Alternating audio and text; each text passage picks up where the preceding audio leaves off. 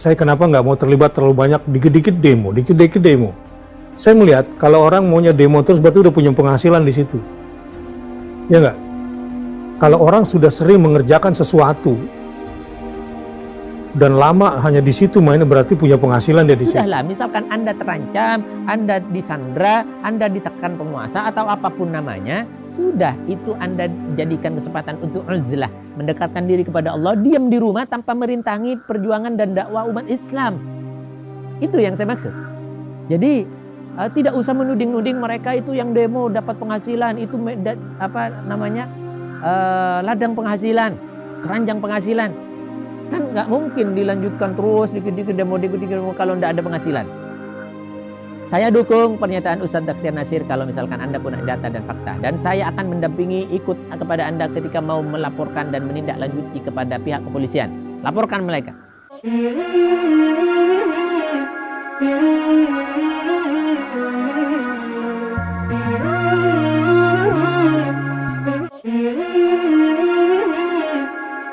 Assalamualaikum warahmatullahi wabarakatuh. Sahabat kaum muslimin, subscriber channel Benteng Akidah dimanapun Anda berada. Pada kesempatan ini saya akan menyampaikan pesan kepada Ustadz Bakhtiar Nasir yang sudah melemparkan opini-opini yang menyesatkan, meresahkan, dan juga itu bisa saya kategorikan sebagai fitnah kepada umat Islam, kepada tokoh-tokoh, fitnah kepada para habaib, fitnah kepada para masyayikh, fitnah kepada para guru, fitnah kepada aktivis muslim, fitnah kepada umat Islam yang berkumpul di dalam rangka amar ma'ruf nahi mungkar yang mereka bahasakan dengan demo itu apapun namanya.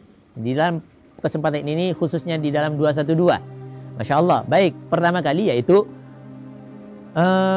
saya malah khawatir ketika ada Tuan Guru Bajang, kemudian ada Ustadz Yusuf Mansur, dan ya karakter-karakter seperti itu lagi akan muncul di sekitar kita. Jadi bagaimana orang ketika tersandra oleh penguasa, tertekan oleh penguasa misalkan, orang yang sudah diancam, nyawanya terancam, harga dirinya terancam, keluarganya terancam, malah geret-geret yang lain, malah mengajak-ajak yang lain, malah jadi rintangan bagi yang lain. Nah, ini yang kita takutkan. Sudahlah, misalkan Anda terancam, Anda disandra, Anda ditekan penguasa atau apapun namanya, sudah itu Anda jadikan kesempatan untuk uzlah, mendekatkan diri kepada Allah, diam di rumah tanpa merintangi perjuangan dan dakwah umat Islam. Itu yang saya maksud. Jadi tidak usah menuding-nuding mereka itu yang demo dapat penghasilan, itu keranjang penghasilan. Kan nggak mungkin dilanjutkan terus dikit-dikit demo kalau tidak ada penghasilan. Saya dukung pernyataan Ustadz Bakhtiar Nasir kalau misalkan Anda punya data dan fakta. Dan saya akan mendampingi ikut kepada Anda ketika mau melaporkan dan menindaklanjuti kepada pihak kepolisian. Laporkan mereka. Dengan pasal-pasal apa yang ada biasanya. Pasal kan sekarang bisa dibeli, pasal sekarang juga bisa dirubah-rubah. Terserah. Yang pasti saya akan ikut mendukung Ustadz Bakhtiar Nasir ketika membuktikan ketika ada demo-demo tersebut, habaib-habaib guru-guru kita mendapatkan satu proyek penghasilan di sana. Ini pesan dari saya. Tapi sekali lagi Ustadz Bakhtiar Nasir, kalau misalkan Anda tidak bisa membuktikan ucapan Anda seperti dalam video ini, saya kenapa nggak mau terlibat terlalu banyak dikit-dikit demo. Saya melihat kalau orang maunya demo terus berarti udah punya penghasilan di situ. Ya nggak? Kalau orang sudah sering mengerjakan sesuatu dan lama hanya di situ mainnya berarti punya penghasilan dia di situ. Kalau orang demo beneran kan kapan kerjanya? Ya sesekali oke lah untuk sesuatu yang besar. Tapi kalau dikit-dikit demo berarti ada penghasilan ini di sini. Nah kasihan dong yang nggak punya penghasilan dari situ diajak demo mulu. Dan harus kebenaran yang kita angkat. Dan ke depan kita harus berpikir cerdas. Maka saya bilang ini bukan 2016 bro. Ya, di WA ngamuk-ngamuknya masih cara 2016. Ya gampang lah kita dipengaruhi. Insya Allah ke depan saya tidak akan lepaskan. Saya ingin menjadi penerus para pejuang dakwah di negeri ini dengan semua resikonya. Tapi saya tidak ingin mengorbankan Indonesia yang sudah bagus ini. Kenapa? Karena saya melek melihat dunia Islam. Yang kedua, saya melihat peluang Islam besar ke depan. Ini bulan rahmat Allah. Setelah 40 tahun dunia Islam dihancurkan, ini namanya udah satu siklus. Satu siklus kemenangan menuju Islam ke depan. Sabar. sabar, ikuti ayat ini prosesnya. Jangan gampang terburu-buru nih, terutama emak-emak militer yang gampang kesundut, yang sumbu pendek, baru dipancing pakai WA dikit langsung meledak gitu ya. WA, lalu bikin kelompok, ayo ke sana, ayo ke sini, sabar. Sabar, nanti jadi korban nanti. Karena saya paham betul di lingkungan ini mana yang ular, mana yang belut, mana yang monyet, mana yang orang-orang sawah. Maka Anda seperti tadi kita sampaikan, bertaubatlah kepada Allah, taubatan nasuha, minta maaf kepada orang-orang yang Anda zalimi. Anda tidak menyebutkan person ini jauh lebih berbahaya, lebih dahsyat, karena Anda memfitnah banyak orang. Lebih baik Anda tuding, ini, Pak ini, Kiai ini, Habib ini misalkan. Baru mudah bagi Anda untuk minta maaf, datangi satu orang lalu minta maaf kepada Allah. Selesai. Baik, saya lanjutkan. Ada pesan-pesan penting dari saya untuk Ustadz Bakhtiar Nasir. Yang pertama adalah tubu ilallah, bertaubat kepada Allah. Jadi yang kedua adalah bagaimana ancaman orang yang menjadi rintangan untuk bersatunya umat Islam, walahum adzabun alim. Siksanya besar dan ancaman Allah luar biasa serius. Wala tafarruqu wakhtalafu min ba'di ma ja'ahumul bayyinat walahum adzabun alim. Jadi wala tafarruqu di sini jangan kalian berpecah belah, jangan kalian menjadi jalan untuk berpecah belah, jangan Anda jadi duri bagi orang yang ingin bersatu, artinya akhirnya menjadi pecah belah. Siksa Allah sangat pedih, Ustadz Bakhtiar Nasir.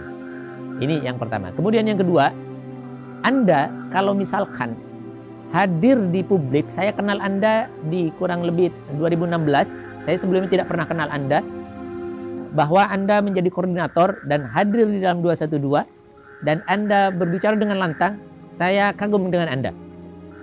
Namun dengan rasa sayang yang ada dalam hati saya untuk Anda, segera tarik ucapan Anda, segera minta maaf kepada umat Islam. Kenapa? Efeknya, dampaknya untuk Anda. Anda menghindar dari tekanan, Anda menghindar dari sandraan, tapi Anda masuk ke dalam jurang sandraan yang jauh lebih dahsyat di mata manusia, di mata umat. Kenapa? Ketika Anda berprasangka buruk kepada umat Islam, kepada orang-orang lain, Anda sebenarnya sedang menampilkan satu cermin di dalam hati Anda kepada, nih, ini pribadi saya.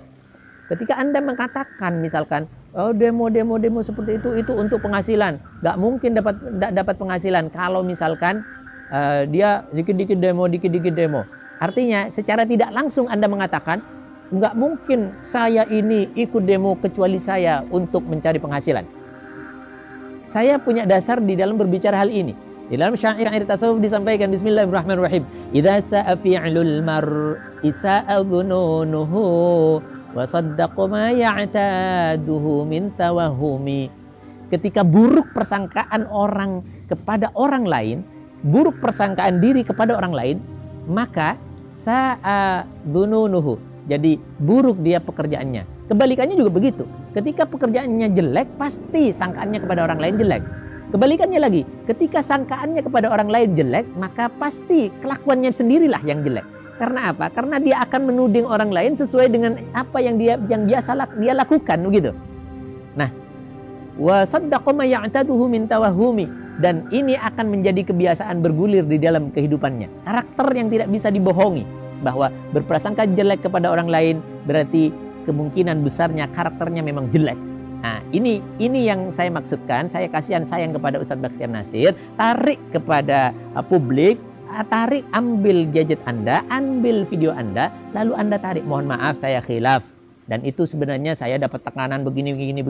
Misalkan begitu contohnya. Ya, saya ngasih contoh aja gitu loh. Ya dilakukan iya, tidak dilakukan ya terserah, seperti itu. Cuman saya kasihan. Maka apa? Maka dampaknya khawatir sebelum umat mengklaim Anda sebagai seorang yang berprasangka buruk, berkelakuan buruk. Mengklaim bahwa itu adalah kelakuan Anda.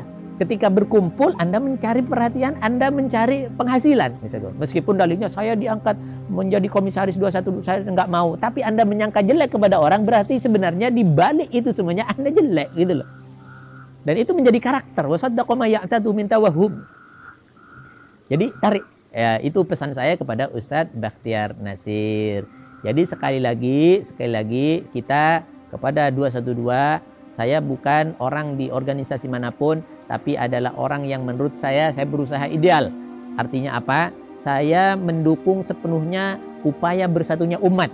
dari manapun saja, kalangan manapun saja, bendera manapun saja, organisasi manapun saja, dan paham apapun saja. Karena yang penting duduk dulu di bawah bendera la ilaha illallah Muhammadur Rasulullah. Setelah itu mari diskusi dan bicara soal perbedaan pendapat dan bagaimana caranya kita menyatukan visi dan misi di dalam rangka menjayakan Islam dan menjayakan bangsa kita. Itu yang paling penting. Bukan sedikit-sedikit menuding saudaranya, memecah belah dan lain sebagainya. Bukan. Bersatu dulu. Ini perintah Allah Subhanahu wa taala. Bersatu di bawah bendera Allah dengan ikatan yang kuat, yaitu akidah, yaitu ikatan Allah Subhanahu wa taala. Wa'tasimu bihablillah, dengan tali Allah. Jami'an wala tafarruqu. Jangan berpecah belah semuanya tanpa terkecuali. Bukan karena ini organisasi ini saja yang berkumpul. Tidak, jami'an semuanya. Jadi saya anjurkan sekali lagi kepada yang akan menghadiri 212, silahkan persiapkan diri Anda dari sekarang. Ini adalah perkumpulan mulia, ini adalah persatuan mulia yang memang dianjurkan oleh agama, di mana kita misalkan mendengarkan di sana, itu ditunggangi politik, katakan iya, ini ditunggangi politik keumatan yang dianjurkan oleh baginda Nabi SAW untuk bersatu. Di situ akan terjadi kekuatan yang tidak akan terkalahkan oleh musuh seperti apapun besarnya. Ketika kita mau bersatu, ini politik kekuatan umat Islam. Dan sekali lagi, misalkan Anda mengatakan menafikan, ini bukan politik, di sini organisasi bukan politik, ini adalah bohong. Semua orang mempunyai keinginan, semua orang mempunyai visi dan misi, tapi tidak perlu kita perhitungkan itu semuanya. Itu tanggungannya dia sendiri dengan Allah. Yang penting kita punya niat untuk menyatukan umat beragama, artinya agama Islam khususnya, dan menyatukan anak bangsa, dan menyatukan semua aspek potensi yang ada di dalam bangsa kita menjadi baldatun thayyibatun wa rabbun ghafur, yaitu disandang gelarnya oleh Indonesia kita tercinta. Selamat melaksanakan reuni 212, selamat melaksanakan upaya persatuan agama dan bangsa, dan selamat dan sukses untuk reuni 212 yang akan diselenggarakan pada 2 Desember 2022 yang akan datang di Jakarta. Demikian, semoga bermanfaat dan semoga bisa diambil hikmahnya, dan sehingga semuanya mendapatkan hidayah, khususnya Ustadz Bakhtiar Nasir sadar kembali dan bertaubat kepada Allah. Assalamualaikum warahmatullahi wabarakatuh.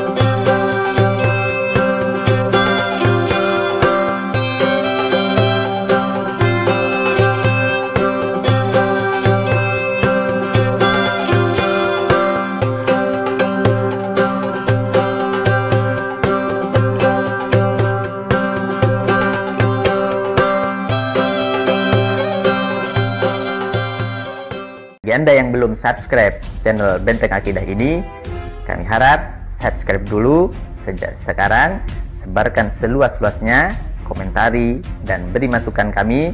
Insya Allah kita akan bersama-sama membangun dakwah ini dan menyebarkan kebaikan kepada umat. Keinginan kami hanyalah semata-mata ingin mendapatkan ridha daripada Allah Subhanahu wa Ta'ala dengan tersebarnya dakwah ini, dengan tersampaikannya risalah ini kepada umat seluas-luasnya. Demikian, jangan lupa sekali lagi subscribe.